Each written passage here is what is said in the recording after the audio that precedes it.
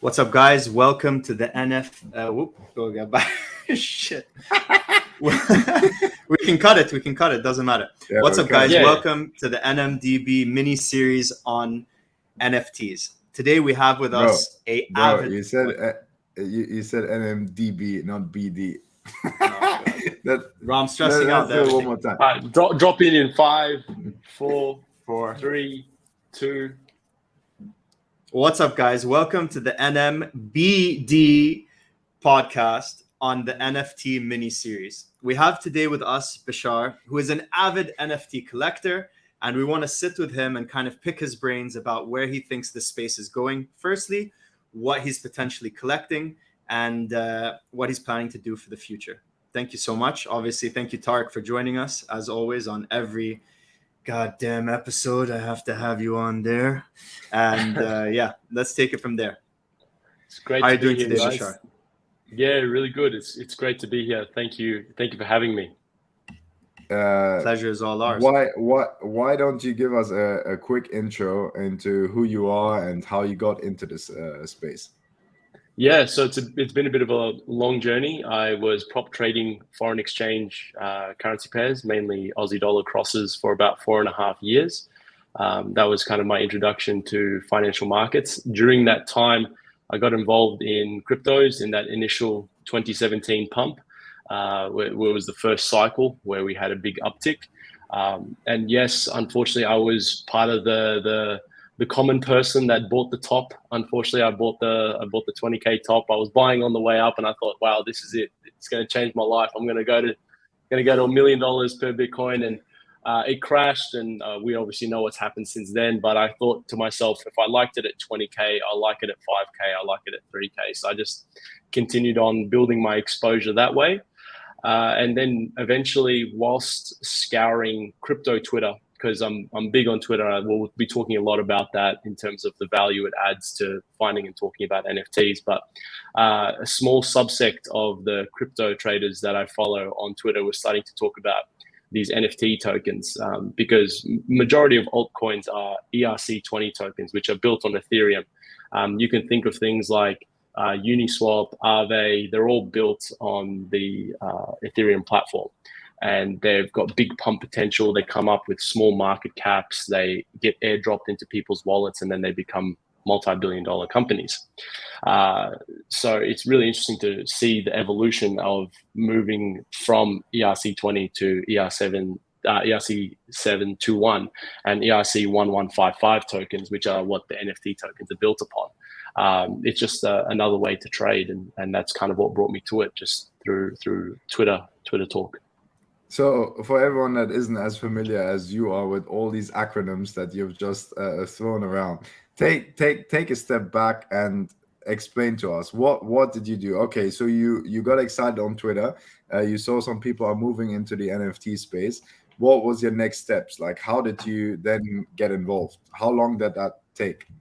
Yeah, so it was a very quick process, because Discord and Telegram are very popular for these NFT projects as a way to communicate with their potential audience, to curate hype, to get buyers interested. And again, this is where we'll talk a little bit about getting rugged and the pitfalls of NFT investing, but yeah, it's a very accessible community. There's no barrier to entry. So if you're interested in NFTs, and let's say you're interested in Divine Anarchy or Bored Ape Yacht Club or CryptoPunks, you just jump onto the Discord and you're good to go.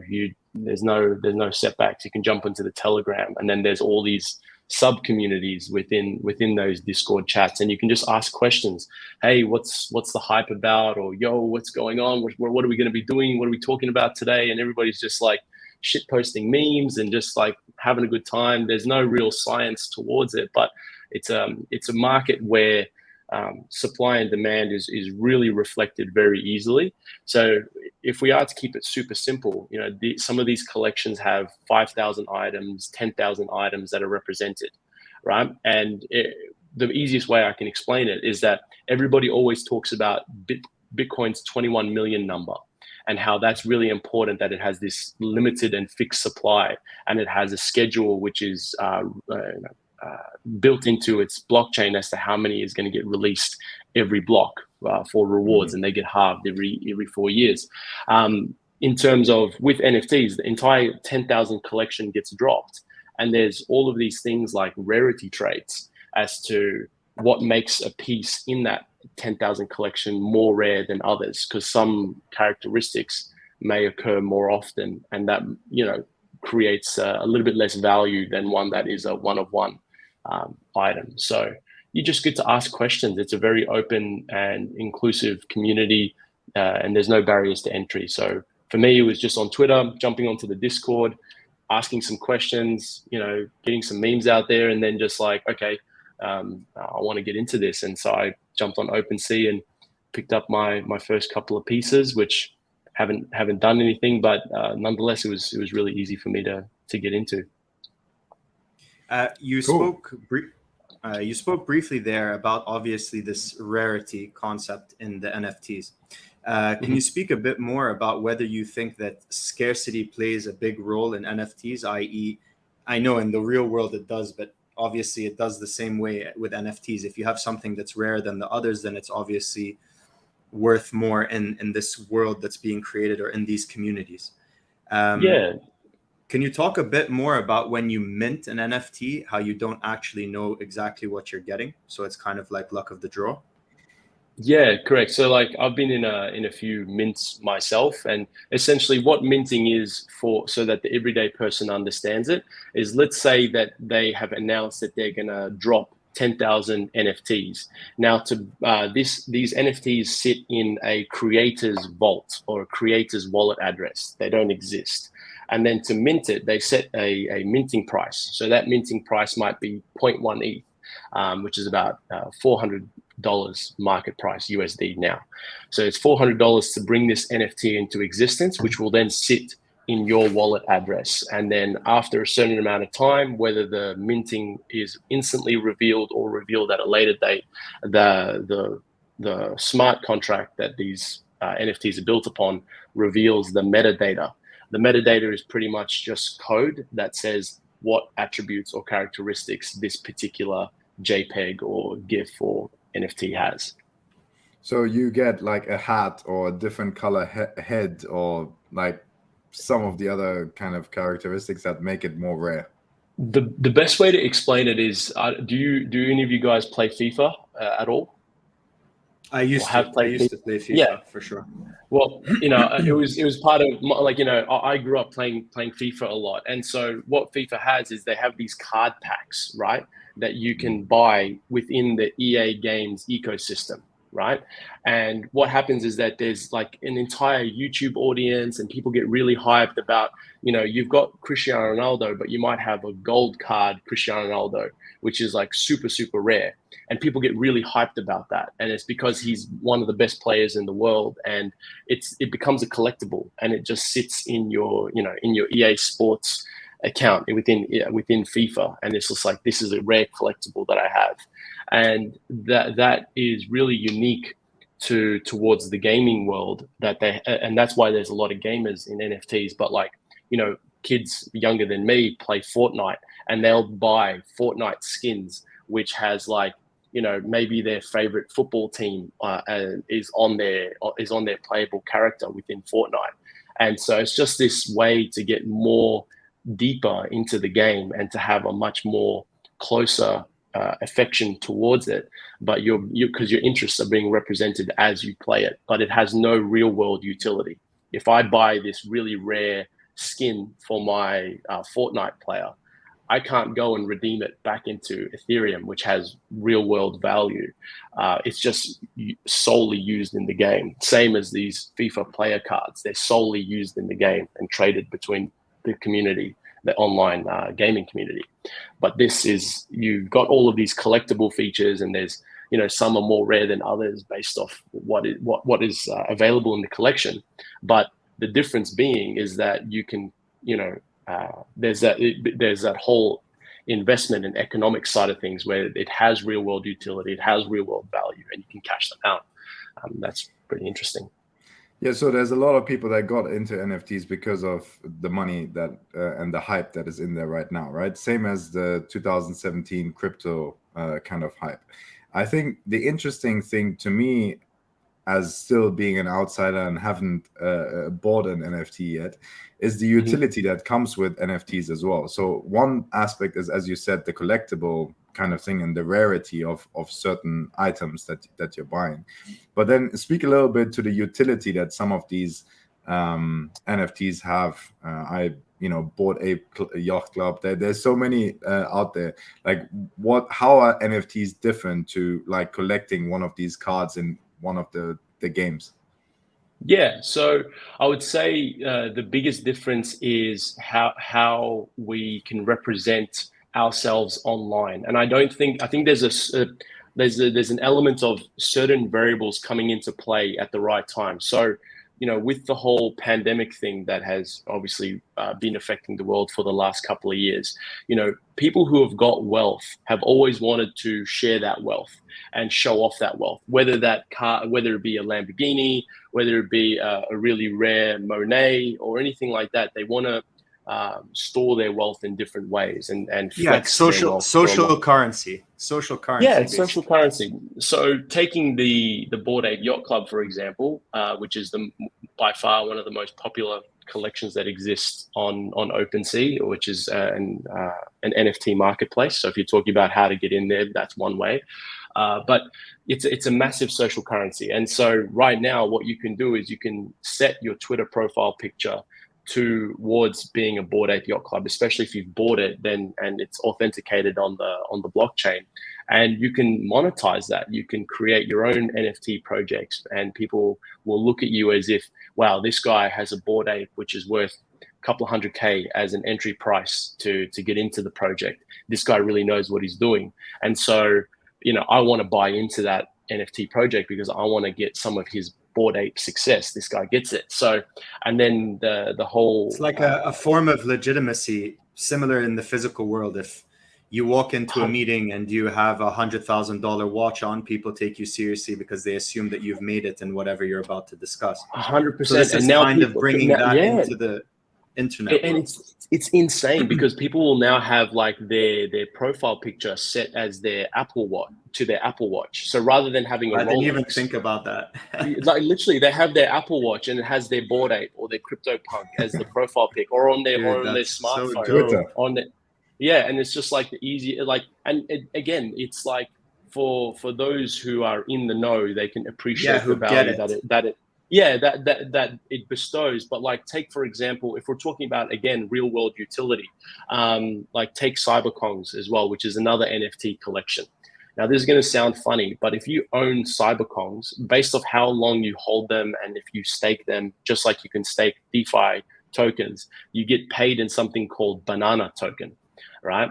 Now, this banana token has, again, I think it's trading at around $50 US per banana. And essentially, there's this whole tokenomics side of NFT utility where if you are holding this NFT, it pays you a passive income, which is very different from real world fine art collections. So if you go and buy a Monet or a Van Gogh, it has the utility is completely locked in the ownership of that painting. It Yeah, cannot you pay can you just until you sell it. yeah, you can just get capital gains like buying real estate, right? And now Correct. NFTs have this thing built in where you can get royalties or you can, whatever, and then actually exchange that in the real world for real money. Yeah, correct. So, and again, the tokenomics side of things is super interesting because there's obviously a lot of debate about regulation as to whether they are operating as security companies and all that kind of stuff. But leaving that aside, right? If you mint an NFT into an existence, and let's say you're not minting it from a creator's wallet address to be as an investor, but if you bring one into existence, you can get paid royalties indefinitely. You can set it for 2%, 3%, and it's paying you indefinitely. Or you can own this really rare NFT and it's paying you out in real world dollars by these little tokens that it pays you for holding the art or holding the token, which I think is super interesting, because then it's going, okay, not only can I store my Ethereum as a store of value in this NFT, but I can generate passive income by being able to hold this NFT token. Amazing, crazy space. Yeah. Look, can we get a little bit deeper into your kind of experience? When did you buy your first NFT, and like what are you looking at the moment? Give us a bit Yeah. more flavor. I would say that I first dived in June, late June, early July is when I got into it. So by that point, and this was June, July of this year. So by no means am I an early stage investor. It's not like I didn't discover Bitcoin in 2010. It's like discovering Bitcoin in 2015, 2016. It's still early, but not super early. So I discovered it in June, July, and I had an unfortunate experience to welcome me into the world of cryptocurrency. So we talk about the risks that come with investing in NFTs. So there was a collection called Dirty Devils, and I really liked the art style. They had like this, like cartoonish devils with like orange flames coming out of its head and had machetes on the back. And I thought, you know what, it looks really cool. I want to get into something that looks dope, has a nice aesthetic. I'll get into that. And so they was getting hyped on Twitter a lot. So I minted it at like 0.04 ETH and I minted about 2 or 3, and then the project completely disappeared after the mint. It just didn't exist. The creators disappeared. The Discord dissipated. The website is error 404 not found. Like it was. Yeah, it was just completely like it was. In the community it's called getting rugged, but. It was really eye-opening for me in terms of, okay, I want to get into NFTs. Clearly, I invested into something that if I had known better, I would have been able to recognize the warning signs. But it allowed me to learn that the best way I know how, which is through losing money. And I don't like losing money. Nobody does. So I want to actually do it the right way now. And I have this process of vetting projects and making sure that I'm engaging with the moderators, or making sure that the smart contract specifications checks out. But at the same time, it doesn't have to be that difficult. There are blue chips that exist already within the space now that you can just invest into without having to worry about whether they exist or not tomorrow, which they certainly will. In your opinion, which projects on the market at the moment have the potential to be blue chip projects? And can you just kind of explain what a blue chip project is in the world of NFTs? Yeah, so if we talk about blue chip in the traditional sense, it's like traditional market or stocks that are not going anywhere, whether that be General Motors, whether that be more of these more established tech companies like Microsoft, Facebook, and Apple. They're not going to disappear overnight. There's volatility; they'll go up and down in value, but it's not going to disappear.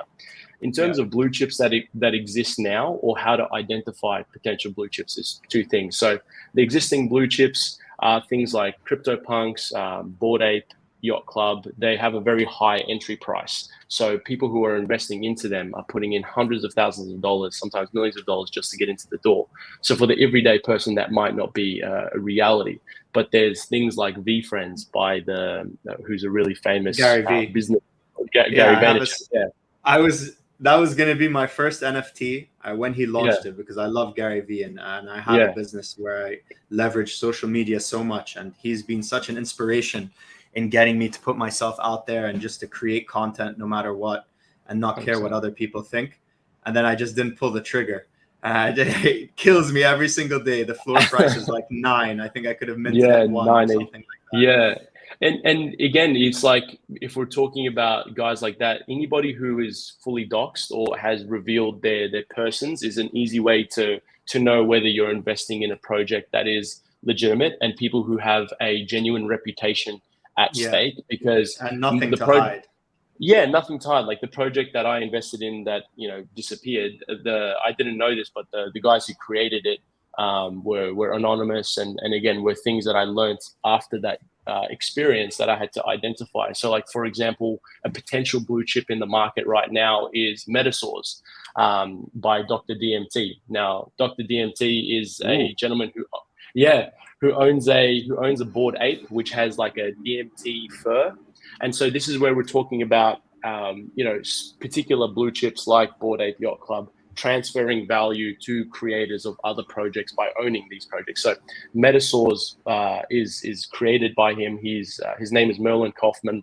He's fully revealed his identity, his existence in terms of being a real person, and brought himself into the real world by saying, here's how I get to actually exist, and it's kind of brings a face to the project, like how you wouldn't invest into a public company where the CEO isn't known, right? You'd want to invest into a NFT project where the CEO is known, like with Bored Ape Yacht Club, the guys who created it, Yuga Labs, they identified themselves, and it's just a really easy way to know who you're dealing with when it comes to investing in NFTs, and that's an easy way to sorry, Tarek, to cut you off. Last night I was going to mint my first NFT last night, and it was a project called Society of Derivative Apes. I don't know if you've heard of it before, but I've heard of it. So I woke up at 3 a.m. because that's the time where we have to wake up here to do it. And I have a friend of mine who told me about the project. So, I mean, he messaged me. Then the Discord, boom, we're minting. They put a link in the Discord, and someone had hacked the Discord. So everyone who clicked the link in the Discord, instead of going to the actual website, basically lost all their minting money. A similar thing that happened to you, but it was just someone hacking it. Yeah. So you need to be super aware that you are on the internet. We are super connected, all of us. There obviously are people scamming, similar to ICOs back in the day. Tarek, remember when we were deeping? I need to say something here. It's been itching me. So Bisher, you told us you got involved June, July, right? We're now end of November, and so it's been 4 or 5 months. You've had a bad kind of starting experience, but it didn't stop you to continue, right? It's kind of like paying your dues and losing a bit of money at the beginning. Man, when I got into crypto in 2016, 17, I bought my first Bitcoin at 2000, and I looked like a fucking genius when it went to 19 whatever. And then it started falling very quickly, and I sold at like 13 or something like this. I took that 10 grand and I thought, man, I'm gonna now make some real money, and put it into an ICO, which was the 6th biggest ICO in the world. So I also tried to find blue chip, whatever. It turned out to be the biggest scam ever. They raised 100 million and they're just gone, right? Yeah. So I had a very tough lesson at the beginning, like with the profits, but still, it was a tough lesson to learn. But it's good. You have to learn these kind of lessons so that you can then move on and be a bit more careful and figure out more things and figure out what kind of risk level you want to be exposed to then continue. So what my question is, what I really want to understand is, okay, you had a bad first experience. How do you move on from that? And how do you then progress to where you now can even talk about what a blue chip is and what are you now investing in? Yeah, so it's all about understanding the inherent risk of what you're doing, right? If you are wanting a really safe investment, you're not looking at NFTs. Like, you got to be real with yourself. You know what I mean? If you're it is highly risky because you are dealing with essentially smart contracts on the internet, which can disappear and all that kind of stuff. So you got to acknowledge the risks that you're dealing with first and foremost. But once you've kind of come to that reality, it's really easy to learn from little mistakes that you make along the way, and realize that as long as you're not investing more than you can afford to lose, then there's no problem, and you can have a lot of fun learning a really exciting ecosystem. So I think that is how I was coming to terms with my losses, is that I knew I was going to be taking on more risk and I had a lot to learn. In terms of understanding it as well, and getting to that next stage and what am I going to invest in. So, I was like, okay, that's it. I'm going to cough up some money and I'm going to get into a Bored Ape, and I'm just going to get one blue chip under my belt. And then after that, I want to start discovering, different projects that have, founders that are public figures. Wait! Don't tell me you've got a Bored Ape. I've only got the one, so I'm pretty happy with that. Yeah, it was really awesome because it was, at the time, even getting into into that project was it was in that initial NFT bull run, because it's kind of had a second leg up now. And I was like, fuck, it's expensive. But I'm like, I know that if I can just like, it's kind of like buying Bitcoin at like 10K or buying Bitcoin at 20K. It is expensive, but you're buying the best of the best. You're buying the best possible crypto. It's the OG crypto. It's going to work really well. It's the same argument for like CryptoPunks and Bored Ape. It's like, if you can afford the premium, you're better off investing in that, because yeah, there's going to be volatility. The floor price might dip and all that kind of stuff, but ultimately your value over time will stay pretty fixed. And then after that, in terms of other things I looked into, like Metasaurs was one that I mentioned before, that I'm really into. Divine Anarchy. It's like there's like this anime kind of concept behind it, where there's going to be characters dying and NFTs that disappear from the blockchain. So you might have an NFT and it's all part of the game mechanics. It's not like a scam. But if you get your NFT disappear, you can get something called an ascension apple, which can create you into godhood. And it's like there's this entire game mechanics. There's this entire game mechanics that exists within it. And it's all the reason why people can engage with that confidently is that it's like it's all built on this smart contract premise, where if your character is the one, or your NFT is the one that is deleted, it gets swapped in with this ascension apple, essentially. And again, this is just one form of game mechanics. There's one now called Sheeps and Wolves, and the wolves are trying to eat wolf game, that the wolves are trying to get the sheep. The sheep have real world value and or dollar value in this thing called dollar wool token.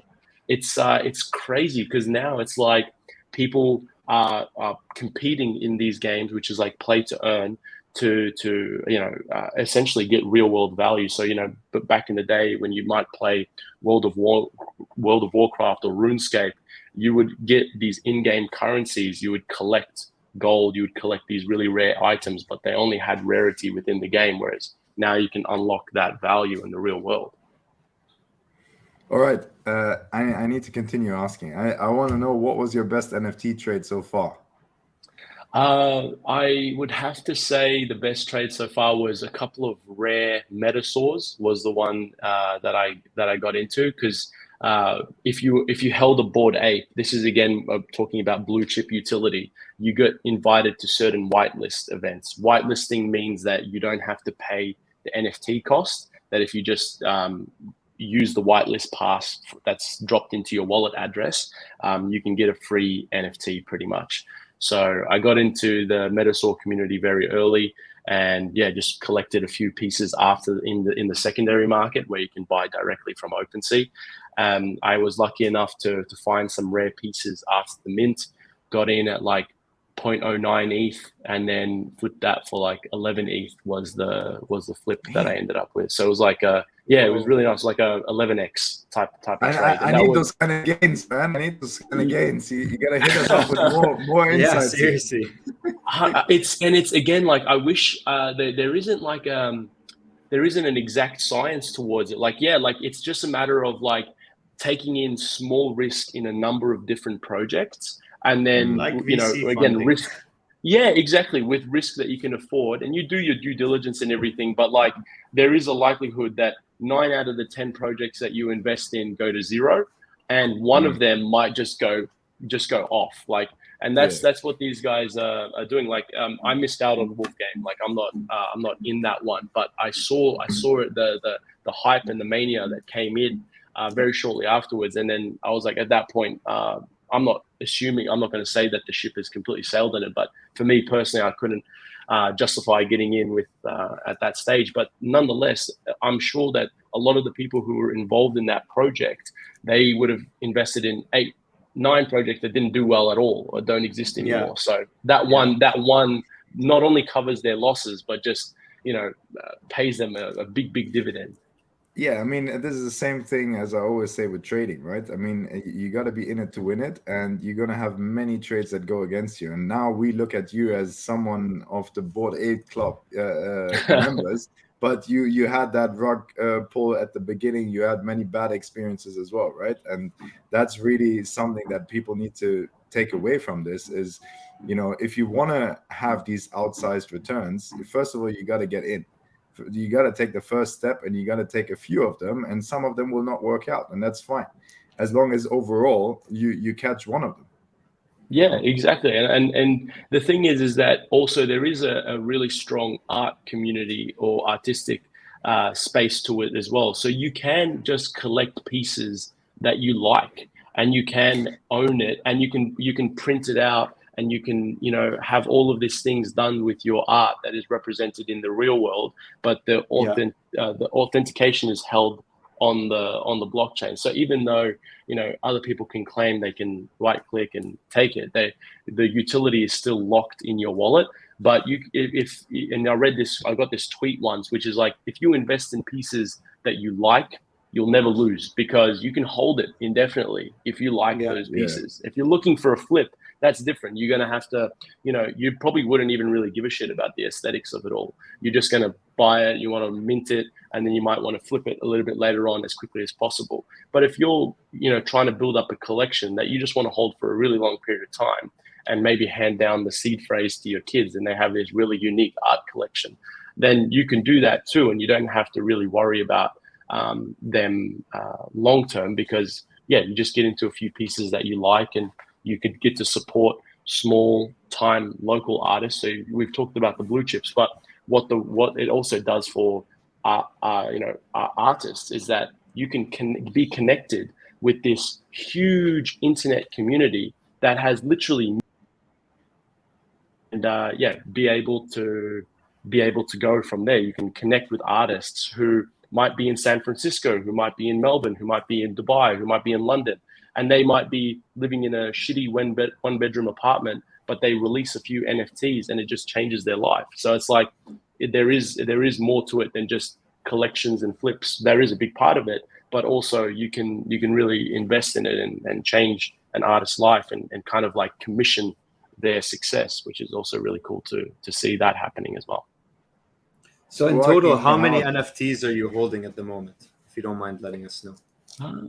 I'm probably holding about 90, 95 NFTs. I'm not like keeping a super close track, but a lot of them are just like a lot of pieces that I just really like the look of. Like I do have a lot that I'm like, actively investing in and checking the floor price when I wake up in the morning, and jumping in the Discord on my phone when I wake up. Hey guys, what's happening? Like there are a couple of projects that I'm like that in, but a lot of the pieces that I picked up for like 0.001 ETH or 0.01 ETH, just really cheap stuff that I like the look of, I like the feeling of, and I just wanted to pick it up. And so, it was like a no cost to me type of thing.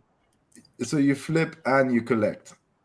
Yes. So I mean, that's what I do. I think that there's validity and value in doing both, or either or. It doesn't have to be. It just comes down to the approach that you want. But yeah, I'm a nerd at heart. I grew up watching anime and Dragon Ball Z, and I used to collect the Dragon Balls and those figurines and stuff like that. And I think that there is a lot of utility in them as an investment vehicle, but also a lot of I just like to own this type of thing. I also think that the communities, because I just recently bought what is it called, Sneaky Vampire Society NFT. Oh, nice.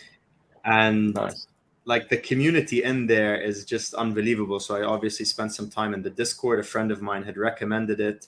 And it's just interesting to see how so many people are brought together who don't actually even know each other around this like central cause of this syndicate, basically, of people owning this certain type of artwork. But what I found super interesting is obviously now people are wanting to meet into the physical world. So people you don't even know actually want to meet you in Dubai, for example, to just meet up and get to know each other because you own this sort of pass into this club. And I think that at heart, us creatures, we crave this community, we crave belonging. And in the physical world, honestly, how many people do you see and you don't even acknowledge them, don't smile to them, you don't talk to them or anything like that? Whereas a bunch of complete strangers in this Discord group, everyone's talking back and forth and having a discussion and sharing memes, as you were saying. And it's incredible to see how as humans, like, we're drawn to build communities. We're drawn to have the storytelling around the campfire. I don't know how many years back when we were, in the woods with none of the technology that we have. And I think we're going back to craving that, and the internet obviously connects us all together, but it allows you to be in this group, and we long to be in a group. We long to belong, I think. And I think it's interesting how NFTs are allowing people to do this. And now I'm obsessed with it. Like, I'm checking, it's been like a day. I'm looking at the floor price, like looking at the Discord. I feel like a kid. You feel that like innocence of being a child again in a way, which is really cool and liberating. And it is, and I think it is very, there is that kind of like tribal element towards it, that I belong to this community and stuff like that. And because also you gotta you compound that by, you're all financially invested, you know, in this thing. So you add the emotional weight of the investment in it as well. And it's like, like you got 10,000 people just wanting this to be successful. It's a very powerful feeling, and it's just it's very, very interesting to see it play out. And then you've got all the economic side of things about, you know, you got people on Twitter rating other profiles to generate demand, and you know, because it's a fixed supply. If there's 100,000 people that want these 10,000 NFTs, then you can theoretically list it for whatever you want, because there's this, you know, fresh batch of blood coming through. So it is interesting to see. Right. I want to ask one particular question. Now you've got this very exclusive Bored Ape Yacht Club thing that you're holding. Mm-hmm. When are you going to get itchy to sell it? Because it's gone up like crazy. It's true. And I think that for me, I wish I could have picked up a couple more when I did, because then, I would have probably been more inclined to sell. But it's strange. That's a massive issue. If you buy one and you actually like the project or actually like it, then you can't offload anything. Yeah, so right now I'm on this absolute war path where I'm trying to flip some of my NFTs to be able to get a second ape, which could be kind of like an investment vehicle where I can flip that one, get more ETH. But like, it's almost strange to say that, you know, I'm sure that if I see like 200 ETH, I would probably look to sell it, like, you know, because you can get offers on OpenSea, and I hope we get to talk about the actual ecosystem in a second, how it all works. But if I was to see something like that, I probably would take it. I'm not foolish, but you know, even at these levels where I'm seeing, you know, 50 ETH offers, 55 ETH, 60 ETH offers, I'm not inclined to sell, because it's just like, fuck, it's I don't know, maybe I'm an idiot, but it's just like, you feel like, this is mine. This is like, nobody can touch it. It's like, I have this really rare item, and everybody wants it, and they can't. This is so exciting to talk about this, because this is the challenge now that you see in NFTs, but that you've seen in crypto before, and if you trade anything else online, right? If you bought Bitcoin like me at 2,000, it goes to 20,000. What do you do? Like, do you keep holding on? Do you keep believing, or do you start selling it off, right? And you look really good at 10x at the beginning. You don't look so good now when it's 60, 70K, right? And it's the same thought process and the same psychology that you're going through now. That's why I asked you the question, because everything has a price, right? At some point, you're going to feel like, man, this is going to change my life. This is going to change my life in the real world, because the amount of money that you can make off this one investment that you made can pay off a house, can, you know, set you up in can change your life completely. And at some point that has to come into consideration. And for you, what is really interesting to me is that you were able to hold on for so long, because the last wave, where it has gotten into the hundreds of thousands of dollars for some of them, is insane to have that staying power and stay in. Because now you've got something of a valuable asset. And that's, I guess, where you're talking about blue chip. But I think in general, we all know how the 2017 crypto game ended, and it went from 19,000 all the way to 3.5.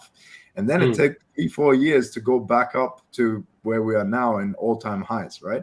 So speak to that. Like, are you scared that this is going to happen in the NFT space? And how do you deal with that, like, challenge psychologically, whether you should stay in or, you know, because now at 200K, if it drops to 10K, you're like, why the hell didn't I sell at 200, right? At the moment, you're thinking, well, there can be another 4x to like $800,000 value, right? And I'm going to hold until then. But who says it doesn't crash tomorrow? I think just before Go you ahead. got in there, Tark, the fact that there's a community and you actually like physically own something that you can flex in the online world, I think kind of changes that from saying, okay, I'm going to buy this stock and it's gone up and I want to sell it. Bro, And then even with crypto, Bitcoin has the same community. It had a community of true believers that are going to that thought that it's going to replace. Sure, but one Bitcoin is one Bitcoin. It's just how many Bitcoins you have. Here you have unique pieces in like a collector ecosystem where the majority of people are coming from like a background where they're gamers, and there is this value of having, you know, a rare item or whatever it is. So there is that emotional element more than just like money gain, I think. Let's not fool ourselves. 90% of people got into NFTs because of the money. And if these people 100%, leave, we can see a crash just like that. So even if you like it, it being 200K worth, it's a completely different game than it's being whatever worth. Yeah, so I'll speak to both camps. So there is an aspect of like, yeah, there is money to be made in that sense, but I would liken NFTs more to digital real estate, right? So you like, yeah, there are like, you might get into like a poor part of town that's getting gentrified, you know, and you might get a home for like 100K and flip it for like 4x. But there comes a point where you want a family home, or you want that, you know, that one property by the beach that you're just going to be happy to sit on. So I think that they liken, or they share more characteristics with real estate than they do with cryptos and stocks, because if you can just sit on it, and because it is a representation of yourself online, or you can become associated with that particular token, whether that be through your profile pic, or whether that be through other projects that you release under this under the pseudonym that you own this NFT. It is more likened to digital real estate, and you own that piece of land, and that's where things like Sandbox, which is and Decentraland, we've all seen the rise of Mana very recently. You get to own what is ultimately digital real estate in this unique sandbox or closed ecosystem. So I think that the way I would say it is that, yeah, there comes a time where somebody might offer your family home enough money where you're like, you know what, it's worth just packing up the family and moving out, and we'll find a new place. There's a decent enough offer. But for the most part, you might get really, really great offers. For the everyday person, might sound, you know, very silly for you not to take it, but there is that sentimental value. The kids grew up here. You know, I know the guy next door. Kids go to school down the road.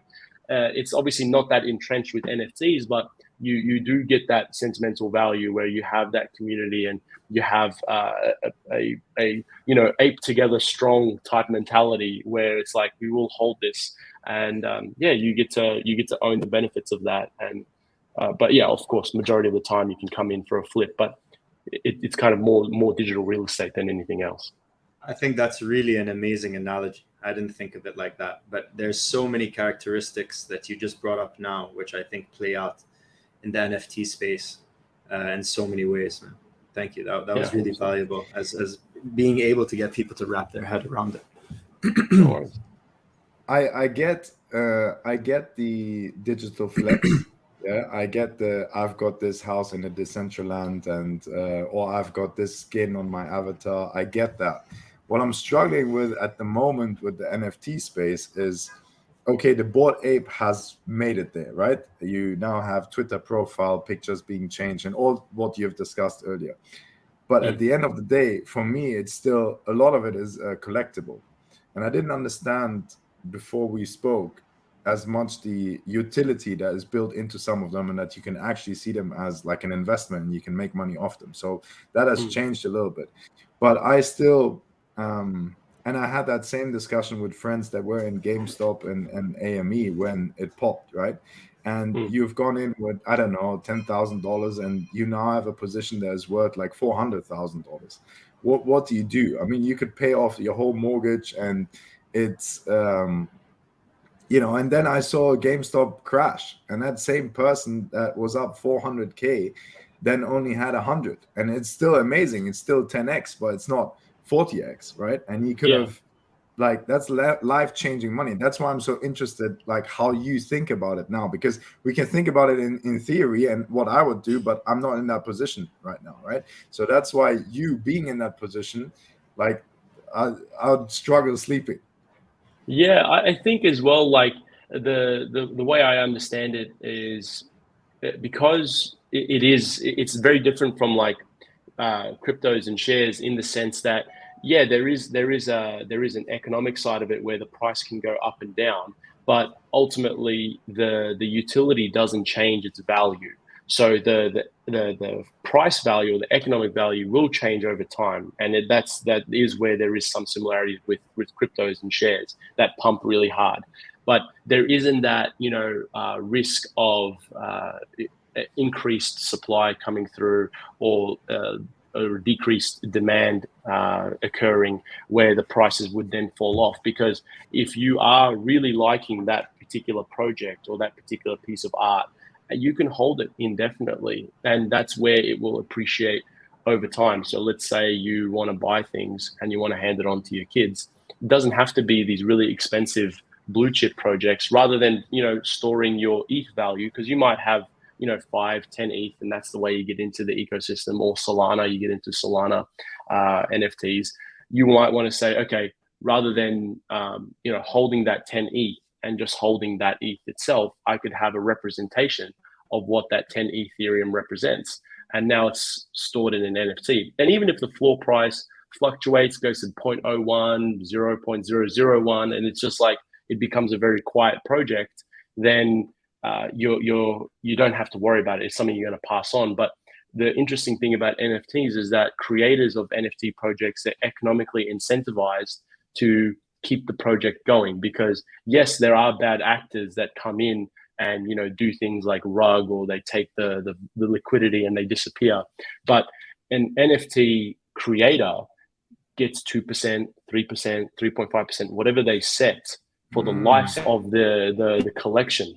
So they're heavily economically incentivized to keep the project going and to ensure that the project is successful, because the more people that buy and sell for the life of the project, the more money they make. So creators are incentivized economically to keep a project running. So if you invest in good projects that are going to be around for a really long time, your economic interests are aligned with the creator's interests. So they will always keep new hype and bring new buyers, and that's how it can rise over time.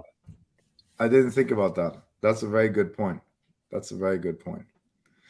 Cool. All right. I want to take it to one. I want to open it up. What do you want someone like me that has never invested in NFT yet? What do you want me to know? And just tell us about your overall experience in the last kind of half a year, and what would you have liked to know at the beginning, and what do you want to have people take away from this? Take your security very, very seriously. Take your online security very seriously. So I think that NFTs are a fantastic investment for anybody to get involved with, but you absolutely need to take your security seriously. So the laptop that you do your YouTube and your Facebook and whatever else that you do should be separate from where you have your MetaMask, which is a browser extension which allows you to engage with OpenSea to buy these NFTs. So usually the way you can go through it is that you would go and send your dollars, whatever currency you deal in, into a centralized exchange like Binance or Coinbase or something like that. And then you convert those currencies, those AUD, US dollar, into Ethereum. You send that Ethereum to your MetaMask, which should be kept on a separate laptop or a very simple device, where you can then jump on OpenSea.io and start picking up some NFTs. And then if you're not using that wallet, you keep it offline. So don't use that for anything other than buying your NFT and then storing it away. So the laptop itself becomes like cold storage, and you don't, just keep your security very seriously. Some guy recently on Twitter he was using he had like CryptoPunks and like a lot of valuable pieces in his MetaMask, and yeah, his Wi-Fi got hacked, and yeah, his thing got drained, and yeah, his wallet was gone pretty much, and that's a big loss for somebody. And I don't want anybody who gets into NFTs to experience something like that. It's very different from a rug. That's a theft. So take your online security very seriously is the number one piece of information I can have, and it's very easy to do. Just be sensible and don't use the laptop you buy your NFTs from to do other stuff. So that's the number one thing. And number two is invest in pieces that you like the look of, or you like the aesthetics of. Is that it makes the staying power and a lot stronger, and invest in projects that have really strong communities that you resonate with, that have, you know, maybe they have got really good crypto chat in one of their sub chats in Discord or whatever it is, and they might, you know, they give you free alpha in the sense that, yeah, there's all this shit posting and memes that are going on, but find a community that you vibe with, that you agree with, and that you want to be a part of, and just have fun with it, because we're very, very early in this space. A lot of people feel like the money in it has already left, but it hasn't. It's only just begun. And you know, we're just have a lot of fun. You know, get started, find a few pieces that you really like the look of, and you can even set yourself a goal. Be like, I want to get into VFriends. So like, you know, Aid is going to be like, you know, I really like, you know, Gary V. I want to have one of his pieces, but I've only got, say, 2 ETH to play with. Then have fun with it and go in there and be like, I'm going to flip it until I can get myself a VFriends piece. Wait. Let's just say something to this. Alex was like in the first 1,000 followers on Instagram on VFriends. Yeah, he's truly. No, we have to. He's truly a Gary V fan. He didn't pull the trigger, and you know why he's not pulling the trigger now? Because he feels he didn't get the good price and he didn't get a deal, so now he's not willing to pay for it. Yeah, I'm a deal kind of guy. Yeah, and I think that if you want to like incentivize yourself to get into the project, and being part of NFTs gives you that. You got to, and this is where I say it's kind of like digital real estate in the sense that they're quite illiquid. You can't just like dump it on the open market unless you're willing to really undercut the floor price and then find a buyer very quickly. But again, you're not economically incentivized to do that because you're trying to make money here, not lose. Yeah. So, but if you kind of like go into it with this kind of mentality that, yeah, I'm going to make some money and I'm going to learn some things, but I'm going to have a lot of fun doing it. And there might be like a project like VFriends that you really want to be a part of, but you think to yourself, I'm only willing to invest 2 ETH, but the floor price is at 10. I'm going to trade this 2 ETH through NFTs and I'm going to get to 10 ETH and I'm going to buy into that project. And you can even make like a whole Twitter story about it. And people love that shit. Like people would really buy into it. And like you might actually get there quicker. And if you were to jump on Twitter and be like, yo, I'm Alex, I'm a big fan of Gary V's, I missed the mint, I was following him when it was at this price level, I'm gonna flip 2 ETH into 10 ETH through NFTs, and I'm gonna get myself a VFriends. And oh my God, people will love that. And it's just, people follow those stories, and then you can see your journey. Sure. You can see your journey on the blockchain. So yeah, just have fun with it because it's such an exciting space. And yeah, as long as you're not investing more than you can lose, then you'll have a great time and you'll find great friends and make, you know, great connections online, and yeah, make a bit of money along the way as well. What other use cases do you foresee NFTs, and what other markets do you think that they'll disrupt in the next 2, 3, 4 years?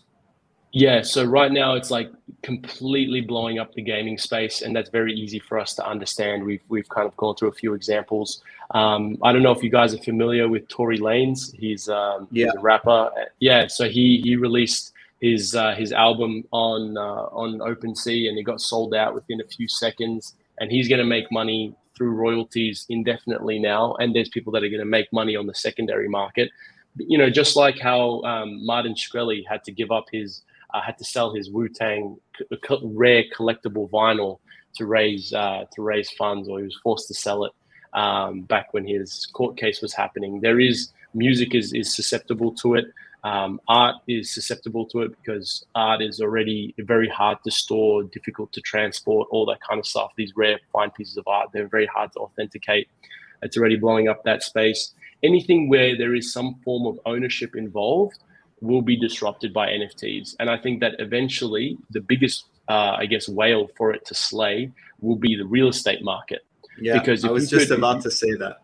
Yeah, because if you think about it, right, if you put every Why do single we property on your wallet? But like, also, why do I have to pay a lawyer $10,000 to verify Exactly. that your name is what you say your name is, and I have enough money in the bank?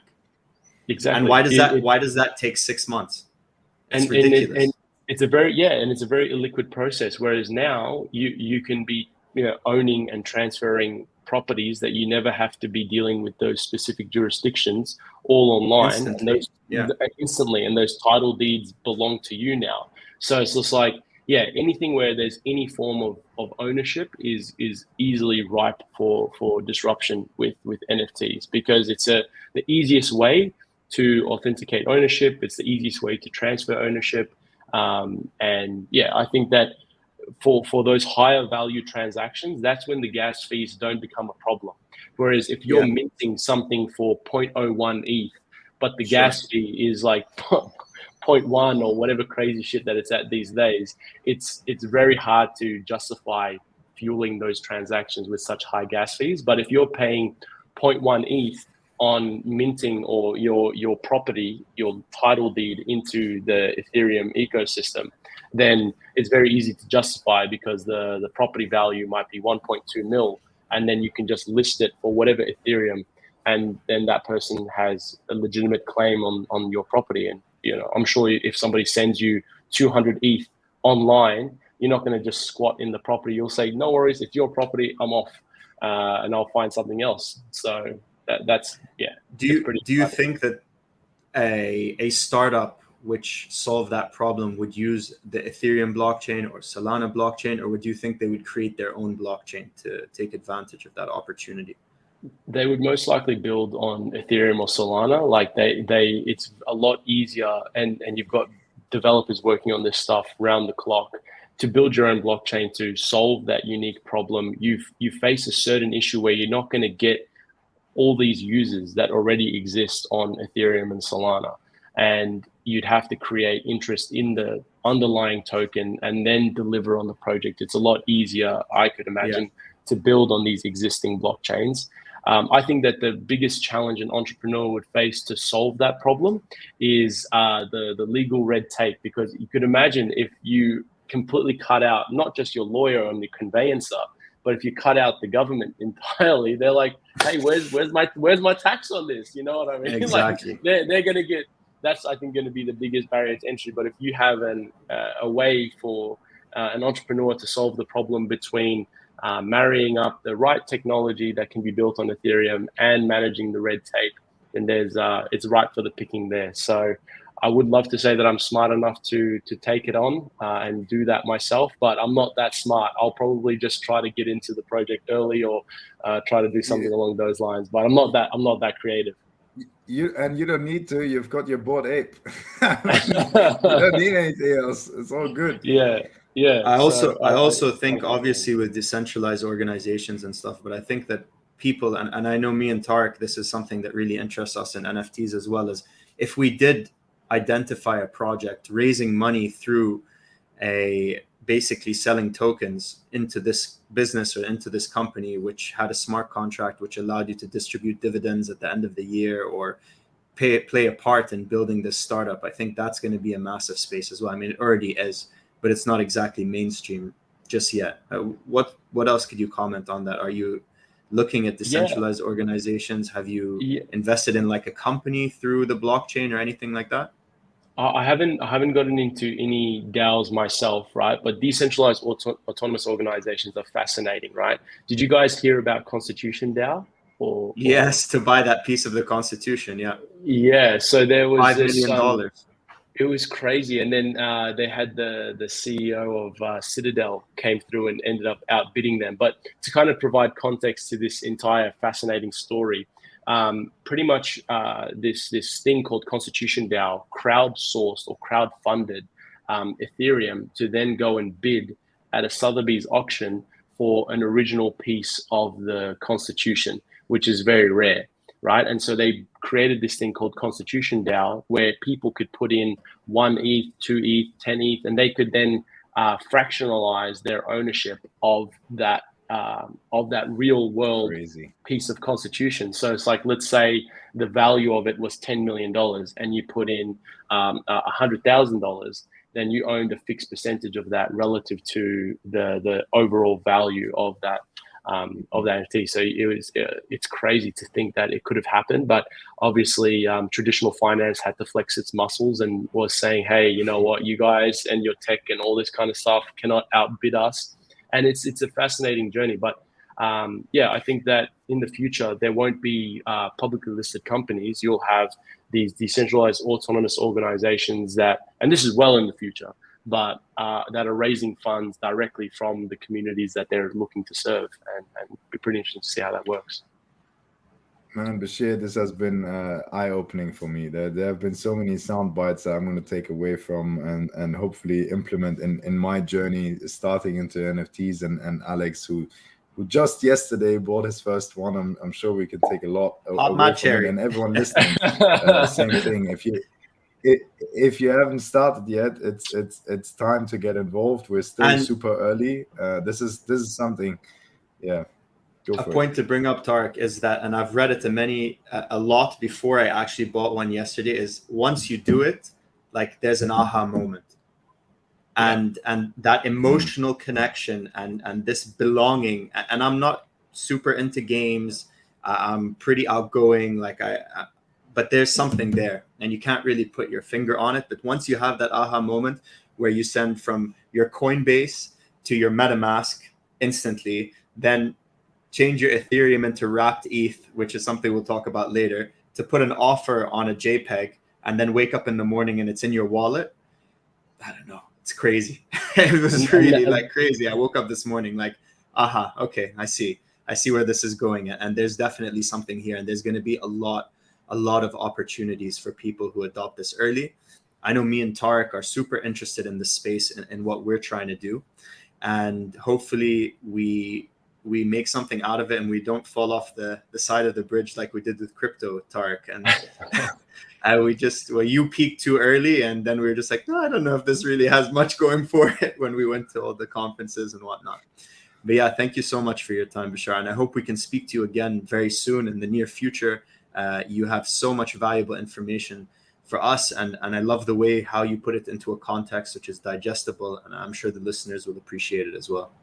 No worries. And it was really great to be here. And if I could just provide one last bit of perceived value to your listeners is a website called rarity.tools, which is a really, I was on there last night. Which is a really easy way to view the rarity of a collection, because if you're sitting in front of OpenSea, which is the NFT marketplace that most places are listed on, it'll be very hard to tell which one is more rare than others relative to the other collections. So use rarity.tools in context with your your MetaMask and your OpenSea, and you'll just have a great time. And I'm really privileged to have had this chat with both you, Alex and Tariq. It was a real privilege to chat with you guys and just share my experience. On a final note, buy Sneaky Vampire Syndicate, bro. You know what? I'm legit. I will actually jump on it, and I'll send you the transaction hash afterwards. I'll literally no problems. I'm in. Awesome. No due diligence. If you're in it, Alex, I'm gonna go in. I'll shoot you the transaction hash afterwards. Dark, you need to step up, bro. Come on, man. Let's sweep the floor. But see, don't you already feel left out, Tarek? Now, if he actually buys one, you're gonna be like, Jesus, do I need one to fit in? Can I do another stream call with these guys anymore? I'm not part of the syndicate. It's crazy, man. It's a crazy world, and it's so exciting. Thank you so much, Bisher. And thank you, everybody, for listening till the end. We really appreciate it. I hope you got some value. Thank you. Speak soon. Guys. Take care. Peace. Bye.